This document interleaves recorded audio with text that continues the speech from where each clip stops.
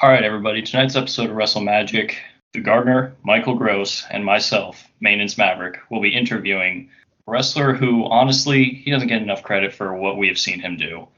We honestly feel like he has a lot of potential even now, and we've seen a lot out of him from his TNA days. So, without further ado, everybody, Kongo Kong, sir, how are you doing tonight? Man, I can't complain. Life is good. My health is good. My strength is good. Yeah, I can't complain. How about yourself? Uh, Not so bad. It's been interesting here in the UK. Michael, how you doing, man? Pretty good after my little stint in the ER last week, but we're not going to get into that. Little heart palpitation thing, but I feel much better now. And I want to say that I'm really excited about having this episode because I've watched Mr. Kongo Kong, also known as Osiris, evolve over the last probably 7 or 8 years. And so this idea and this brainchild is a great way for us to communicate with somebody who might not have complete mainstream attraction, but could have more than mainstream attraction at any time he wants. So, without further ado, Maverick, you're the lead. You go for it. All right, so Mr. Wilson, I'd like to ask you to start off. So, where exactly did you really get into the business? Where did this all start for you, man? It started. I was 18. I was going into my second year of playing college football at Saginaw Valley State University in Michigan, and I went into a video game store called Funco Land at the time, and saw a poster for a local show. At the bottom of it, it says, "If you're interested in becoming a professional wrestler, call this number." So I called the number and talked to the guy, and needless to say, I was hooked. Went to go back to play my second year of college football and decided that I didn't want to, I didn't want to do it. And so from there, I went to the school that was in Grand Rapids, Michigan. It shut down, but then another one was opened up by a guy by the name of Joe Ortega. He went by El Tejano, and he was trained by Jose Lothario. And so I went there for 2 years and got my wrestling education, and then ended up moving down to Indiana to go back to playing college football and pursuing an education there. Interesting. So, what position did you play? Just curious, man. Line. I started off on the offensive line, and then by the time I was finished, I was defensive tackle. I was the goal line defense, as a matter of fact. Nice. So, Now, Mr. Wilson, just out of curiosity, if you don't mind me interjecting real quick, what was your size then and what is your size now? Let's see. In college, I was probably 6'5", 380, and now I'm 6'6", 303 was the last time I weighed myself at the doctor. Good for you.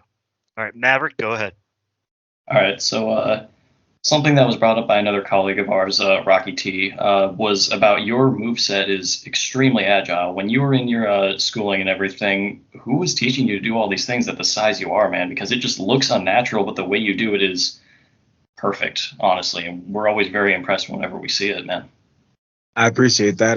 Actually, Jose or Joe Ortega was a luchador, so he taught us a lot of the luchador type movements, and it kind of, I guess, started from there. We ended up venturing to the local pool to do some dives and kind of learn. That was his way of kind of introducing us to jumping off the top rope. And so I had done some backflips while I was in high school off the top rope, and I happened to do one there. And ever since then, he's like, "No, we have to try that in ring." And I was like, "That's gonna hurt, isn't it?" And it might, but you'll be okay. I promise. And so we went back to the school and we did it a couple times. And I say it took about 15 years for me to actually hit one on somebody, but yeah, I started off with the moonsault, and then some of the other stuff just kind of came along throughout the years. Just decided, hey, I want to try this, I want to do this, I want to do that. Knowing I did. Interesting. Oh, man, that is So if you guys haven't seen some of Kongo Kong's matches, especially in TNA, I will say that one of my favorites was him versus Brian Cage. Honestly, those couple of matches that they had going back and forth, those were Mind very blowing. very enjoyable to see. And something else that I had noticed, I'd actually watched an interview that you had backstage with some young woman. I can't really remember her name, but something that you had mentioned was your music taste was actually kind of like smooth listening and everything. So I'm just curious, you a fan of Aloe Black and Frank Sinatra and such? Aloe Black. Yes, sir. Yes, I am actually. What is this song? It's I forget. I believe it's called "Mama" or "Mama Hold My Hand" or something like that. Yeah, Um, exactly what you're talking about. yeah, it about every time I hear it, it brings me to tears. But I love that one and the one that was pretty popular on the radio that he did with Avicii and a couple other ones. Frank Sinatra, maybe not so much. Um, like if I hear it at karaoke, I might sing along, but I've never like sought out Frank Sinatra. Okay, so let me ask you: are you a fan of the blues? I like some blues, yeah. I grew up listening to it. My mom was a big blues fan, so a lot of what she introduced me to, I still listen to, or still dabble in. If I hear a song, like I was with my dad yesterday, and he was playing a lot of the old tunes that I grew up on, and um, I'm just singing along and telling my age all day. Uh, but that was to me, that was when music was good. The stuff that they play now has no substance, and a lot of it is just computer generated. Like I don't feel like you really have to have the talent these days to make good music or what they consider good music as you did back then. This must be the yeah. I was gonna say this must be the most interesting wrestling interview you've ever had. But so I'm gonna interject a question real quick. So Yep. what was the one match that you saw when you were going to wrestling school that hooked you so hard? When I was going to wrestling school, Well, uh, when you wanted to become a wrestler and then you decided to go to wrestling school, like what was oh, that one match that you were like, either I'm a fan of this guy or I don't like this person or I just want to see this. Like that was the Hogan, person. Hogan Andre, and Hogan Warrior. And yeah, I mean, since I was a young tyke, my dad was like, he tells the story today. Yeah, since you were about 5, you told me one day, Dad, I want to be Hulk Hogan. And he it's funny because at first he was very against the idea of me becoming a professional wrestler. Oh, you don't want to do that fake crap, blah blah blah. And now every now and again I like to call him and be like, hey dad, I'm doing that fake crap for a living, mind you. That's pretty awesome. So our other friend Rocky T, who was supposed to join us today, unfortunately he couldn't make it. He's my original co-host on WrestleMagic. He wanted to know the significance of your face paint and what it means or how you came up with it.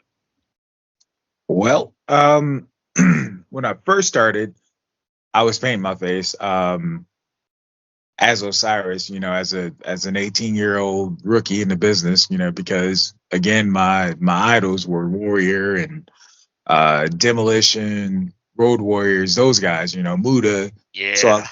the mystique behind painted faces. Well, I kind of grew out of that because at the time I didn't really know any good paint that wasn't staining people's gear. So, I kind of shied away from it. And then once I started getting booked for JCW, and they gave me the Kongo Kong gimmick, that's when I started painting my face. And I had already come up with a design, as you can see on my right shoulder. Um, Nice. and so I believe they were telling me the Violent J, they were sitting around, doing what they do. And he said, I think it'd be cool if he painted his face like his tattoo. And so I had somebody paint my face like the tattoo. and it stuck. It worked out. They loved it. They've been using me since 2009, and I would say, the longest running employee that hasn't been fired. So Must be Well, overlapping. I was So, gonna say you must be too big for them to mess with. So Violent J texts me every once in a while and starts off with some sort of way out there joke or something, says something way out there. So they like to mess with me, but they do love and respect me, and I do love and respect them. Without them, there would be no Kongo Kong, to be honest with you, because I was totally against the idea of being a savage, because I didn't want to be another stereotypical black wrestler. Because for the longest time when you saw us, we were savages or dancers or rappers or criminals. You know what I mean? So I wanted to steer away from that, stay clear of that. But then, when presented with this opportunity, I was just like, well, does it pay good? That was the main objective, and yeah, it paid pretty well. So I kind of kept with it, and kind of hoped to get away from it at the time. But I mean, again, it's responsible for so many things as far as my career goes. I've taken my first flight as Kongo Kong. I've been on my first international tour as Kongo Kong. Been around the world as Kongo Kong, and so as much as I didn't want to be this guy, I ended up being this guy. But I decided that, rather than being, or making myself out to be a dumb savage, I kind of looked around and I thought about it. And I was like, well, Ultimate Warrior, he cut promos, but he was still a savage. So why can't I be an intelligent savage, even though I don't want to talk? Because I believe, with a character like mine, if you talk, you kind of ruin the mystique. well, whenever I see you as Steven Wilson versus Kongo Kong, you're a really really well spoken man, and you remind me of a famous NBA player. And I'm going to give you one guess. I don't watch NBA, so. Latrell Sprewell. Latrell Oh, Sprewell okay. would be the biggest thug on the court. He would talk all the trash to everybody, but when it was time to do a promo and like actually talk to the fans, he would put on a pair of Right. glasses and he would speak like a just he would speak. He wouldn't go crazy. He wouldn't talk trash. He would just speak. And it's like, wait a minute. Are you actually Latrell on the court or are you Latrell at home? So I Right. like what you do. I like your psychology because you're channeling a character, you're figuring out a character, you went around the world as this character. So that had to be like really, really awesome and just really like so much energy and so much adrenaline. So I just want to know a little bit more about the formulative years, okay?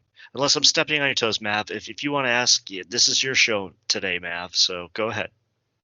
well, I was just going to ask about the origins of Kongo Kong and the whole gimmick. So, where exactly did that stem from? Because I've heard it was something about a member of ICP just kind of throwing the idea to you and just saying, "Hey, go out there and be like this." So, what exactly was the origin of it like? Yeah, it was I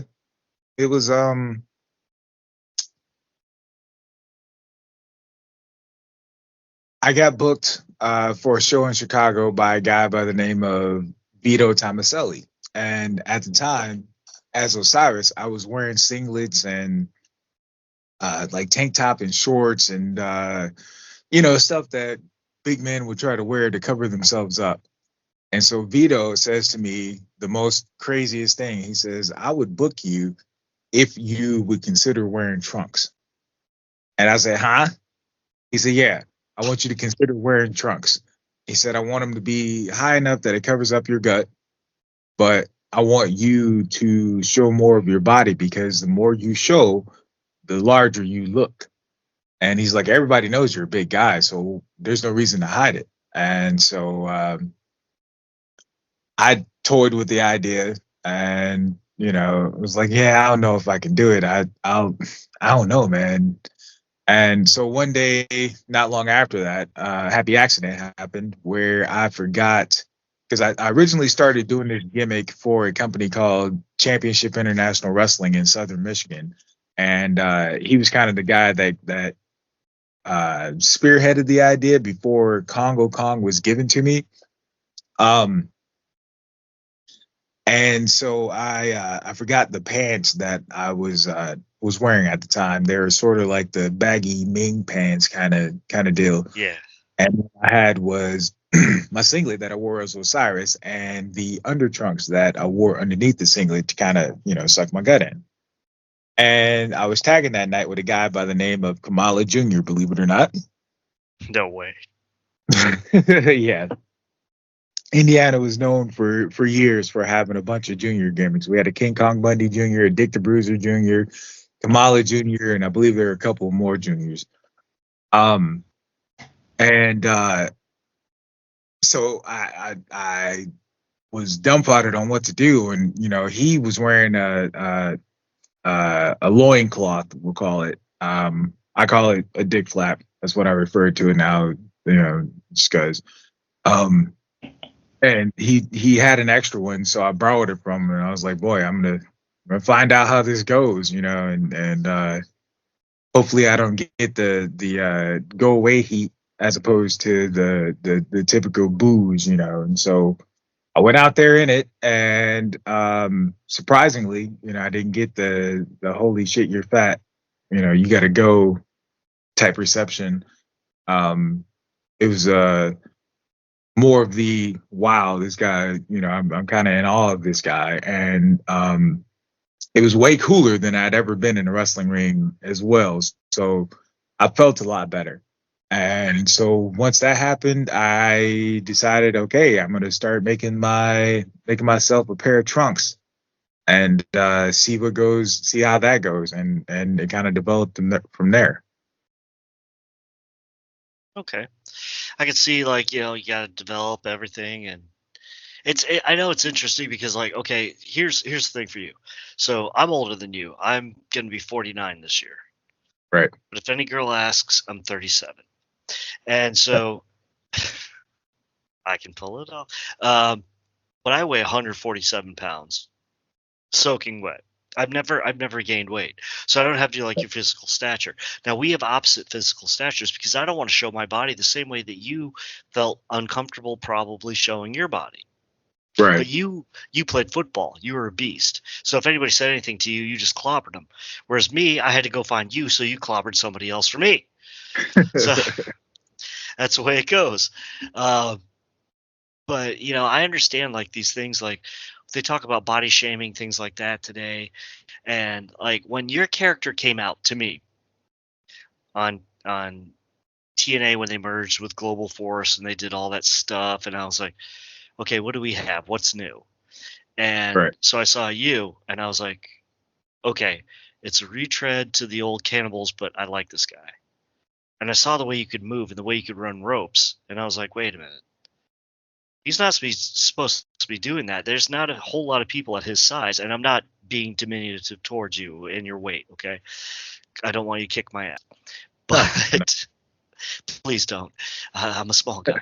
But all I have is my face, man. So like just watching what you did and watching the matches you had, and Mav was mentioning like Brian Cage. Mine was Nick Aldis. So I gotta ask you, what was it like to wrestle Nick Aldis? Was this from JCW to all of a sudden, this is the man? He was a dick at first. Sorry for lack of a better term, but if this is a shoot interview, but somewhat honest, he was definitely a dick. He had an air about him that he was better than everybody else, and that everybody needed a kiss the ring type situation, and I did what I was asked by Jeff Jarrett, and made it through the situation, but it was rough some days, and then other days, it got a little bit better. And I guess as time went on, we kind of developed a mutual respect. But Yeah, he was a dick. We we're asking for honesty here. I mean, we've had other retired wrestlers or wrestlers on the show, but like we always ask for the ability for you to actually talk about the stuff. It's only if you feel comfortable about it. Right. So I'm gonna ask one more question, Matt, before I turn you over for a couple questions. But so, what was it like to sign with TNA or Impact at the time, or GFW? Because Lord knows. And then, what in the hell was it like to just to sign a 1-year contract or whatever it was, and why was it like that? Why didn't you stick around? It's a multiple choice or a multiple answer. It was awesome at the time. I had done a couple shots with Abyss, and he liked my work, and he said, "Hey, I'm getting ready to transition from the ring to more office work, and we need somebody to take my place, and I feel it's you." And so, at that time, I'd been about 18 years in, and I just said to him, or no, I said to myself that I would believe it when I saw it, because people promise you stuff all the time in wrestling, and sometimes it happens, most times it don't. And so I was just like, whatever, I'm just gonna keep going and doing my thing and not worry about it too much. Well, he calls me out of the blue and he's like, "Hey, I got you a tryout in January." He's like, "You have to pay for your flight, but there's a couple cheap Spirit flights, and once you get down here, you can crash it for a couple of days." Yeah, yeah. And so I did that, and ended up getting a job that way. I was able to impress the producers and some of the talent and whatnot, and got signed to a 2-year deal. Well, at that time, they had transitioned from John Gaburick being the booker to Jeff Jarrett being the booker. So then Jeff Jarrett ran into his issues, and he went out. He was also a big fan of me. Then Scott Demore had taken over. I'd say back about 2018. And so that was when I kind of got my first break, I guess, from being on TV. They did a Mexico tour and they decided not to put me on it for whatever reason. I'd gone to India and stuff, but because you destroy everybody in Mexico. Look at you. And then that was the time I believe Jeff Jarrett was throwing tortillas, and so he kind of embarrassed the company, and they ended up getting rid of him. So I'd worked for years for Scott Demore in Canada for his Border City Wrestling company. And so I figured, okay, well, I should still be good, in this situation. And so then they brought me back, and that was when they put us in the storyline with me and Abyss, and who would be the monster of Impact after it's all said and done. And we did that. It seemed to go over well. It seemed to get a good response from people. But then once that happened, it was almost like they really didn't have a direction for me. I would have like these mini feuds with guys that had either been in Impact a long time, like Moose, or the fresh WWE guys or ex WWE guys that they were preparing for a title run, like John Morrison or Johnny Impact. Right before the mass exodus, before WWE expanded and raided all the talent. Yes. Okay. And so they did that, and then Brian Cage came along, and they put me with him, to get him over or whatever. I guess I was like the Kane, the mechanic where the top guy will work with him to get him ready for the next step or whatever, however it went. And so they kind of they did that, and then once they kind of used me, they would never refresh my character. Like Kane he'd lose a big match and then he'd go away and then come back and he'd be dominant again, right? They never did that with me, and I think it kind of ruined me. Um, and maybe even ruined their image of me as they were doing it. And then next thing I know, they call me and they're like, "Hey, we're having a production meeting. We're wondering if you would be okay with doing something with John Morrison where uh, he moves out of the way and you end up falling in Lake Ontario." And like I didn't care for the idea at first, and but I'm trying to be a team player and trying to go along to get along. And so I reluctantly agreed to it. And, I told him, I said, well, here's the thing. I don't know anything about Lake Ontario, and I don't know about where we are.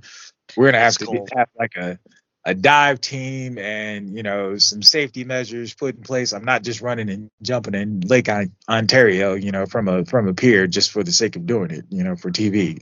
That's stupid. I don't know if there's an undercurrent or anything like that. I'm And loving this. yeah, and so we get there and they change it to me running and jumping into the pool that they had at the it was like a giant nightclub that we were at, which okay, cool. But my question was, okay, so what are you doing with me after that? Well, you're gonna have a match on TV with Brian Cage after that. Oh, okay, cool.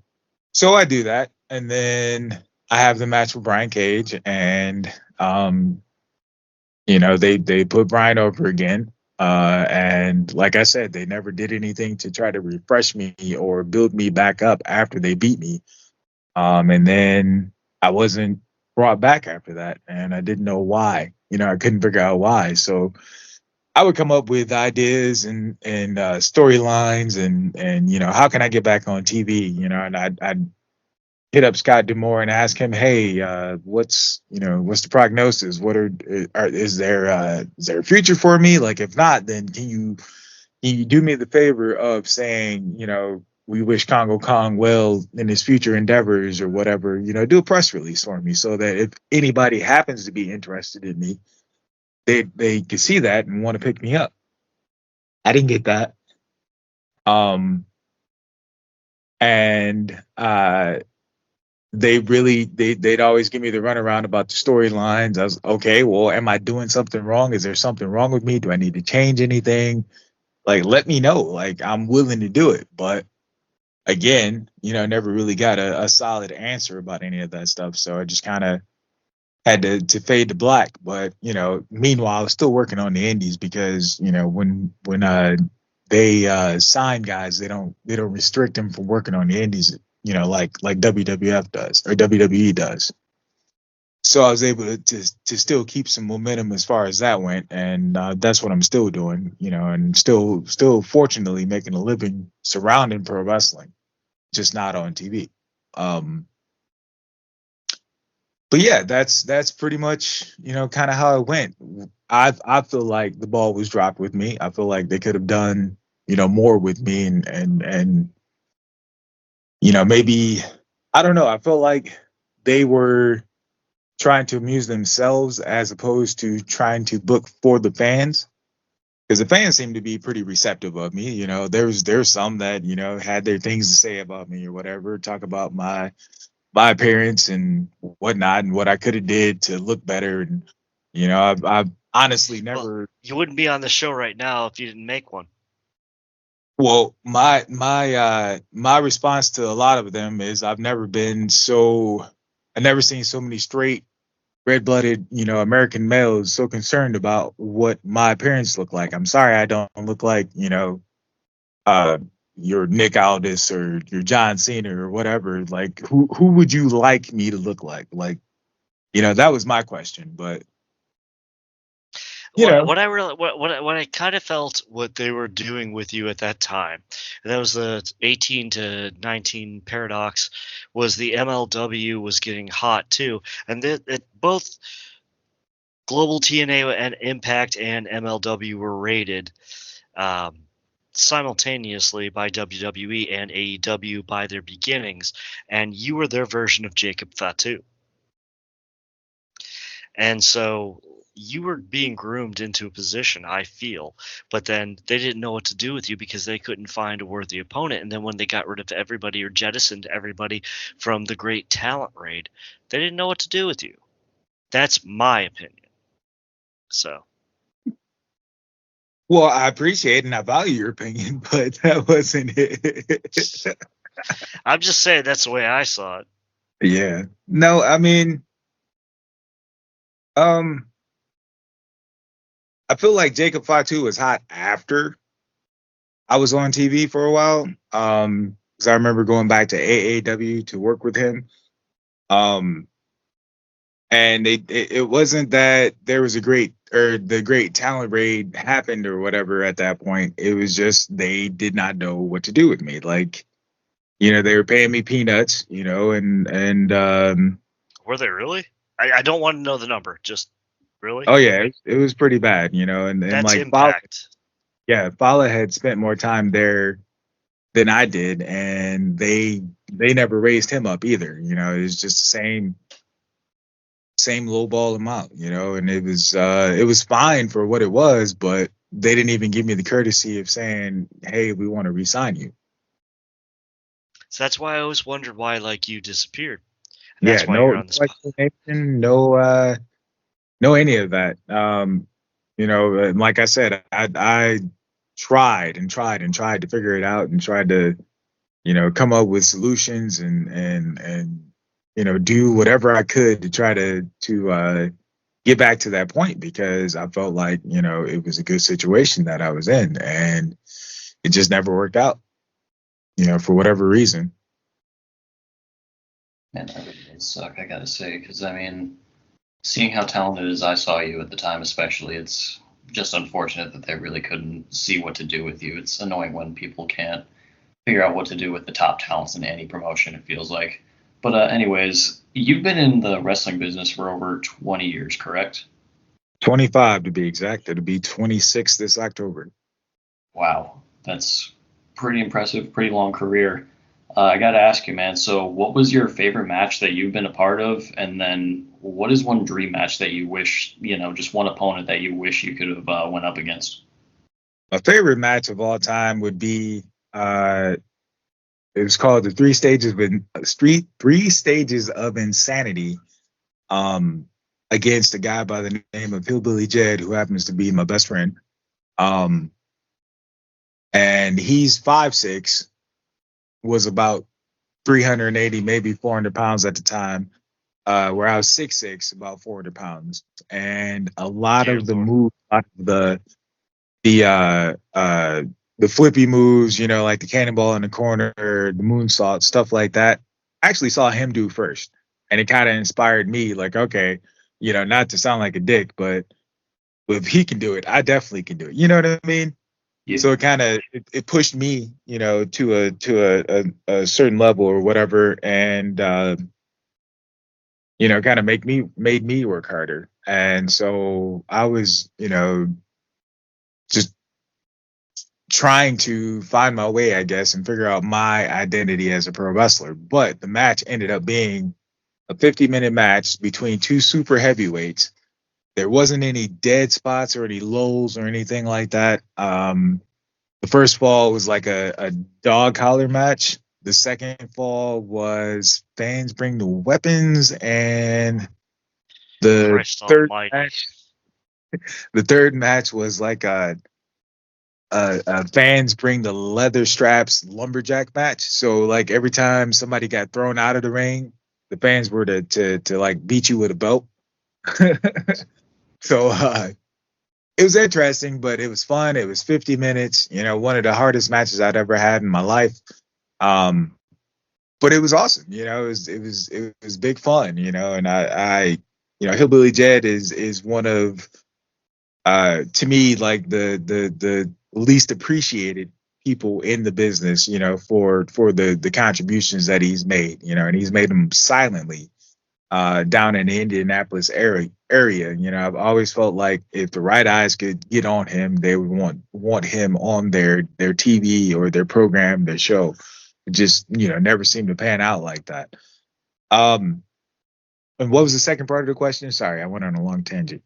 Oh, no, it's totally fine. I'm glad to hear your opinions and your whole inspirations and everything. But the second part of the question was dream opponent and dream match. If you have any stipulations to it, anything like that, what would you have as like a, I guess, what would be dream opponent and dream match? That would probably be between Vader and Andre. Probably Andre when he was a little bit younger, when he could Yes. move. Vader, I had heard it was supposed to happen. Like the promoter told me it was supposed to happen, but how promoters lie. And he told me, he's like, yeah, I mentioned you wrestling Vader, and Vader was like, no, man, I'm not getting in there and getting my ass kicked by Kongo Kong. And I was like, okay, but he'd be kicking my ass the entire match because it's Vader. Like, what am I gonna do to Vader? You know what I mean? Like, I don't care how old he was. But it never ended up happening. So that it's sad, but at the same time, I still have mad respect for the man because he kind of helped me fashion who I am, I guess. All right, so we're going to start off some rapid fire questions for Mr. Kongo Kong. So, Michael, you want to start off, man? Sure, I'll start up this time.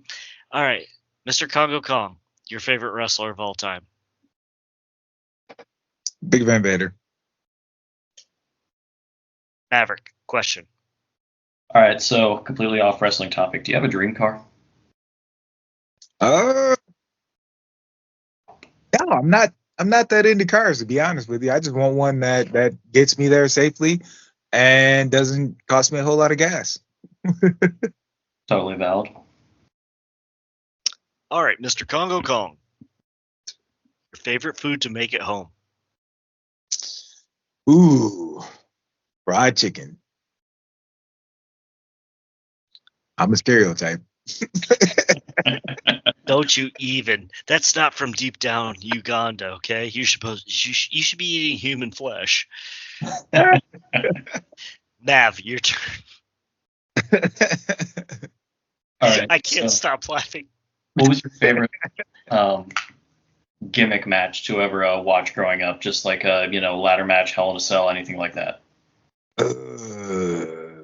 Probably be the Royal Rumbles, or no, Survivor Series matches.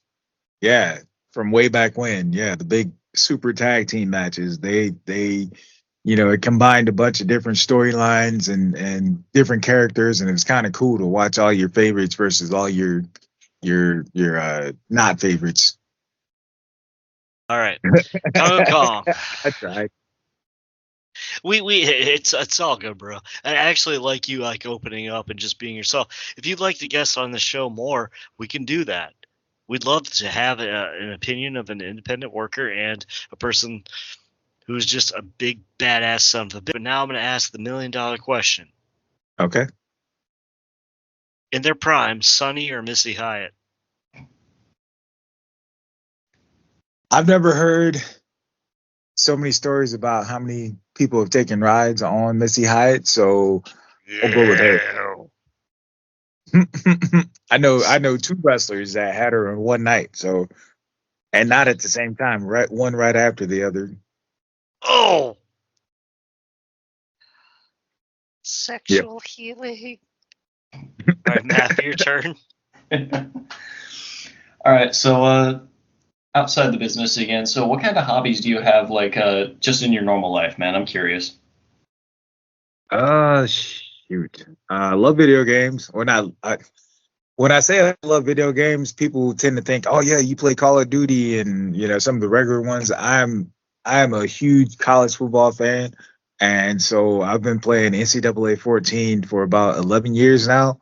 Recently upgraded my Xbox 360 to a modded version of Xbox 360 and downloaded the game called College Football Revamped, where they took NCAA and turned it. They updated it basically. They've updated, not just the rosters, but there's teams, there's new graphics, new plays, all kinds of stuff they've done to this game and made it like more up to date. It's actually pretty sick. But I've been waiting for 11 years for July 19th, which is now coming to fruition, and they're actually going to be able to release, college football 25. So I'm excited about that and really looking forward to it. I already told all my students and everybody else, do not bother me on that day because I will be, or on that, excuse me, that week, because I'm gonna be stuck in my room. I'll probably be stinking. I know my balls will be sweaty, um, and I might not even eat for a couple of days or whatever because I'm gonna be deep into that game, and that's just what I look forward uh, to relax. Like even every night before bed, I try to play around it too. Your balls are probably the size of my elbow. All right, so my turn. I am not a big video game person. My thing is like going to pork my girlfriend Jennifer, who's absolutely stunning, gorgeous, and just living life. So I'm Fair a enough. big person who likes to cook and just kind of like live around the house. I work a lot, things like that. But getting back into wrestling a little bit, because even though we're doing wrestling topics and stuff like that, but we're getting into fast charge, I gotta ask you, like, if there's one wrestler that you hate that you could choke out, who would it be? Hmm. Ooh boy. Um. Let me go through my mind. I can't really think of anybody that's that bad, I guess.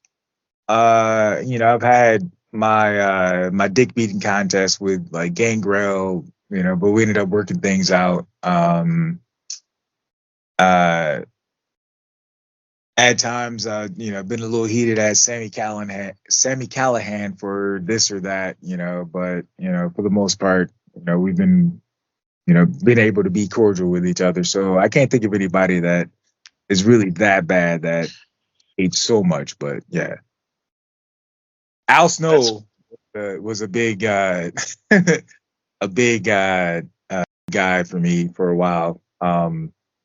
Simply because the first time I met him, we paid for a seminar and we didn't get any in ring work in. And he just sat and talked the entire time. And then he says, well, if you want me to watch your match, just let me know. And so I did. My match happened to be right before his, but his uh, advice to the promoter is he needs to lay off the Twinkies. And that was it. He didn't watch the match, didn't have anything good to say to me or about me after that. And it wasn't until we were on Impact together that we kind of, developed a relationship, a little bit better or something. I don't know. But then, so when I see him, we're cordial, but then I hear him every now and again, hear of him saying, snide stuff. So, I mean, I'm sure I'm not the only person he says it about or two or whatever, but, I hate fake people. So I don't know. Maybe him. All right. have your turn. All right. So if you could have a match with any current star that's on the rise or even just at the top right now, who do you think that you would want to have that match with? Probably Damian Priest. There. He really impresses me. I'm really thoroughly impressed by that guy. He's come in and he's put in the work and he's gotten so good to me. And I thoroughly enjoy watching him. Okay, my turn. So, if you had to go back to the 80s and rewrite one storyline, what would it be? When you Probably the became one a fan. probably the one where uh they did the switch where the Undertaker beat Hogan and then Hogan won it back like a couple days later or whatever. Tuesday in Texas? Yeah, that was stupid. There was no reason that Undertaker ever needed to be beat by Hogan. Yeah. And that was one thing I didn't care for about Hogan was he didn't know when to back down. Well, he's not one of my favorite performers. He was just a person who put everything on the map, but he was just definitely not one of the best performers ever. All right. Right. So we're going to wind this up today. Okay. So, Mr. Wilson, first of all, Kongo Kong with Cyrus. I want to thank you personally for taking this bid from my nephew to do this for WrestleMagic. I was the one who suggested this, and he was the one who made it happen. Our podcast is going to give you a vessel to express yourself, so I please want you to tell us all of your Twitter information and the ways to be booked.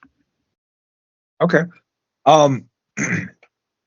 You can find me on Twitter at Real Kongo Kong. I'm hardly ever on there because Twitter is the devil. Plenty of people on there sitting behind their computer keyboards and whatnot, trying to ruin others, and so I stay away from there as much as possible.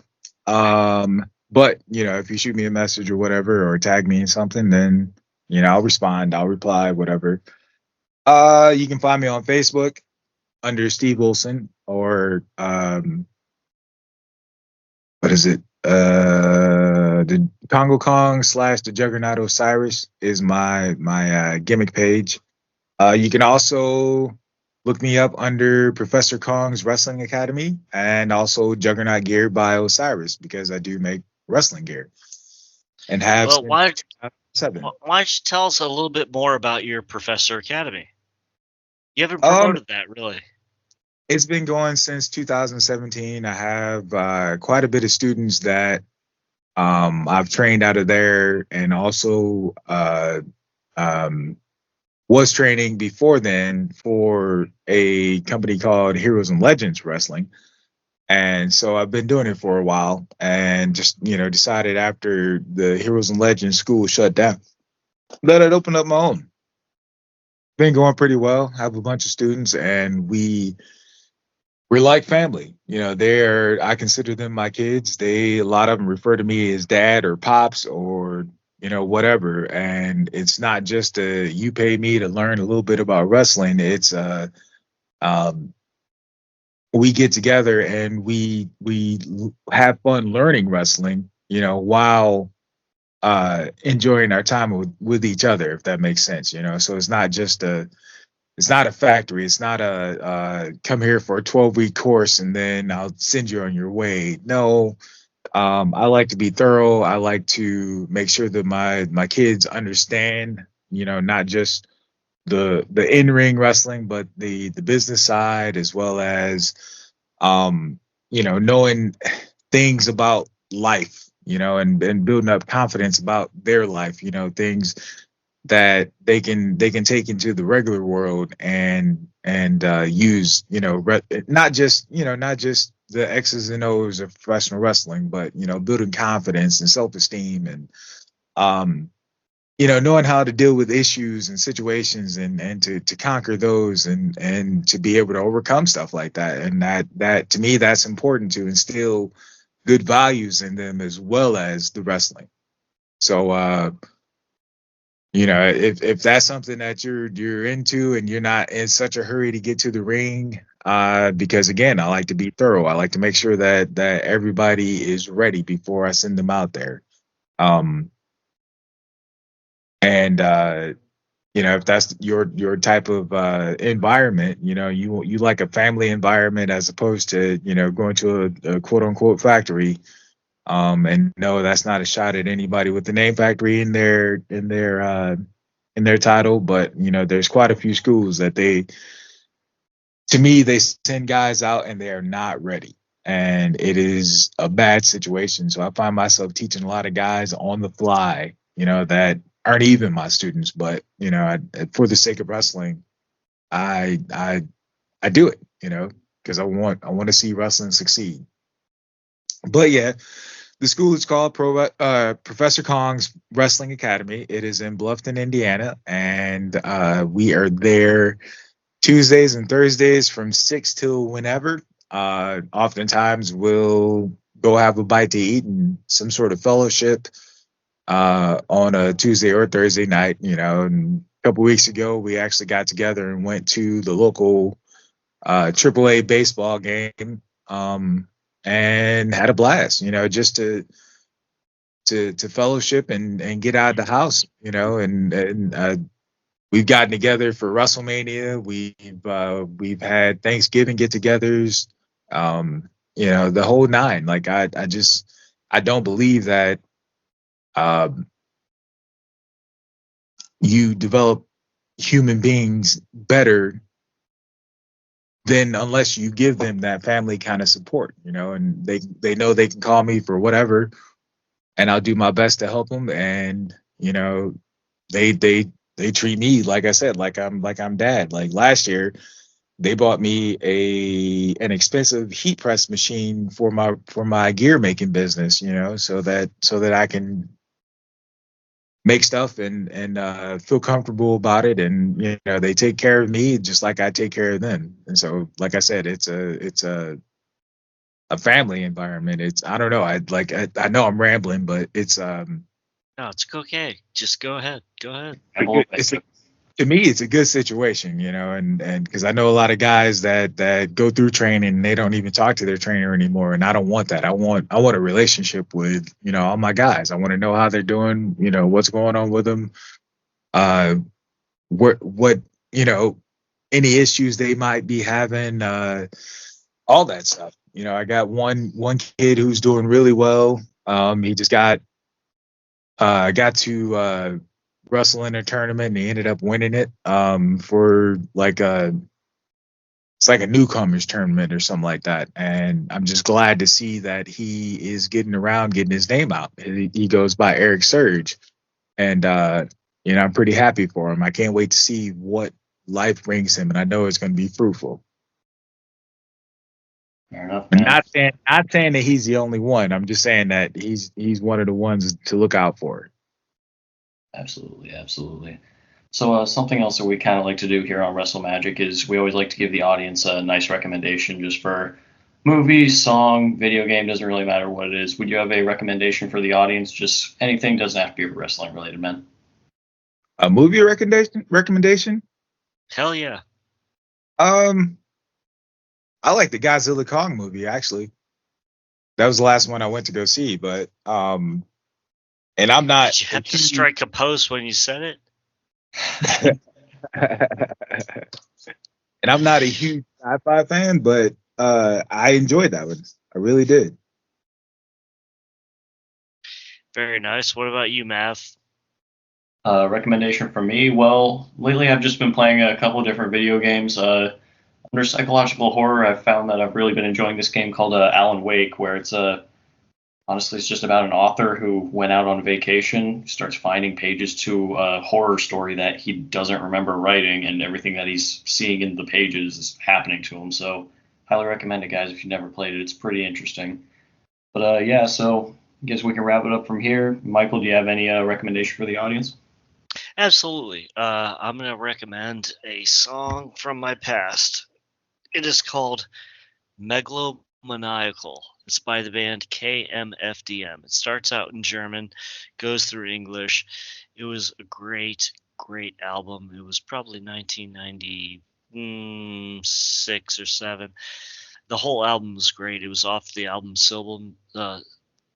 Symbols, but the song is just amazing. It's just fun. It's a beat, and we can have fun with that. But okay, everybody, at your Twitter, at Captain144. All right, Twitter is at MaintenanceMav. It's been another nice episode of WrestleMagic. Make sure you guys just for somebody out there. Never know who needs it, man. Kongo Kong, your ex, anything else? I am at Real Kongo Kong. Also, Instagram is KongoCyrus78. Shoot me a message if you want to talk. I have no issues with talking to anybody until it gets weird, and then you'll probably ghost me. Also, for everybody who's listening on Patreon for this, I'll be at SmackDown, so look for me, and I'll either have a WWE podcast sign or a WrestleMagic sign. So I want everybody to have a great night. Mr. Maverick, Mr. Kongo Kong, thank you. Thank you. Thank you guys for having me. Let me know when you want me back. Absolutely. All right, bye. Thanks for listening to the WWE Podcast. Don't forget to subscribe on your favorite podcast app so you don't miss a show, or head to WWEpodcast.com. And for all of these shows ad-free, head over to patreon.com/WWE Podcast. Until then, we'll see you next time.